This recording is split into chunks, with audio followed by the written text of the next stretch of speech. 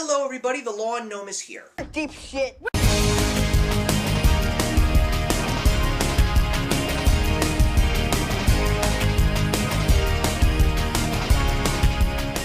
So welcome back to the 6th video of our TV Sweeps Week, and of course today we are going to be talking about Netflix series 2 in particular. The first one that I want to talk about, of course, is the new installment in the Netflix Marvel Universe, which is, of course, part of the Marvel Cinematic Universe, Luke Cage, of course, based on the Power Man / Luke Cage Hero for Hire comics, and of course we've even been introduced to Luke Cage in the last show, which was Jessica Jones, starring Kristen Ritter. So we got Luke Cage finally in his own series, and it is basically the story of a man whose powers are he has unbreakable skin, so he basically is impervious to bullets and other things that can possibly be thrown at him, and he also has super strength. So, of course, I was excited to see this one, because I do enjoy Daredevil a great deal, and I'm still somewhere in the middle in regards to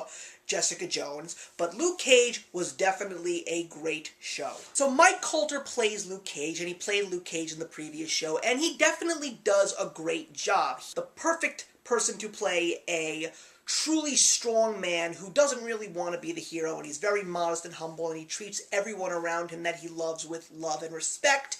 And of course you've also got one of my favorite actresses out there, Alfre Woodard. I first discovered her in Star Trek First Contact, and she plays one of the antagonists, and it's also a really great performance. We get a couple of things that lead to the Marvel movies as well as some of the previous shows, but we also get a very interesting prelude as to what is probably going to be coming down the line, and it is in the form of two specific villains, and that of course is Cottonmouth and Diamondback. And of course we still have one more show to show up next year, and that is Iron Fist, before we see all four of these new Marvel heroes come together in the series Defenders. And I have a feeling that based on Luke Cage, we have only gotten to the tip of the iceberg in regards to what we may in fact be seeing, because I don't want to give anything away in regards to what I'm trying to explain to you guys, but if you listen to the names of the two villains and you're fans of the Marvel comic books, you probably know exactly what I'm talking about. So if you've enjoyed Daredevil and Jessica Jones, you will definitely enjoy Luke Cage, and I'm very much excited to see Iron Fist. But now let's talk about the show that came out this past summer that I should have watched a long time ago, Stranger Things. Oh my god! This is one of the best shows that I have seen this year. Can't get over the fact that it is 8 episodes only, but oh my god, they put so much into it. How do I describe a beautiful show like this? Imagine if The Goonies was written and directed by Stephen King. That is Stranger Things.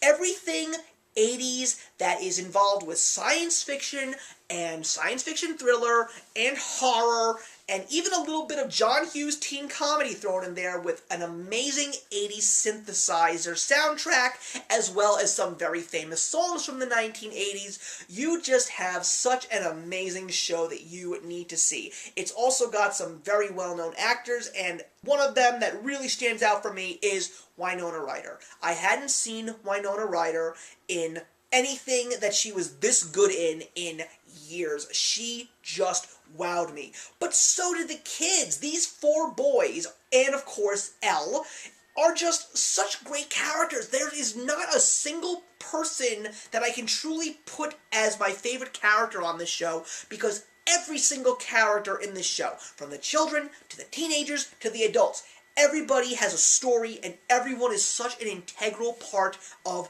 this show.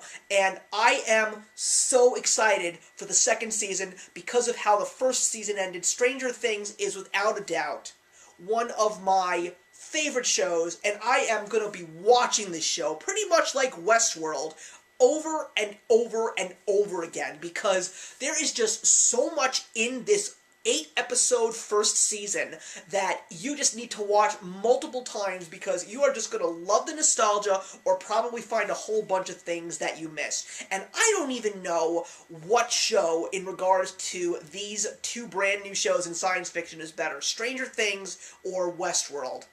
I may have to do a versus episode on that. Let's see what happens. But anyway, You gotta watch Stranger Things, guys. And that wraps up my Netflix review. Two great shows to watch. I'd love for you to put some comments in the box below so we can have a discussion on Stranger Things or Luke Cage or both. And I will see you in the final episode of TV Sweeps and Actions Speak Louder Than Words.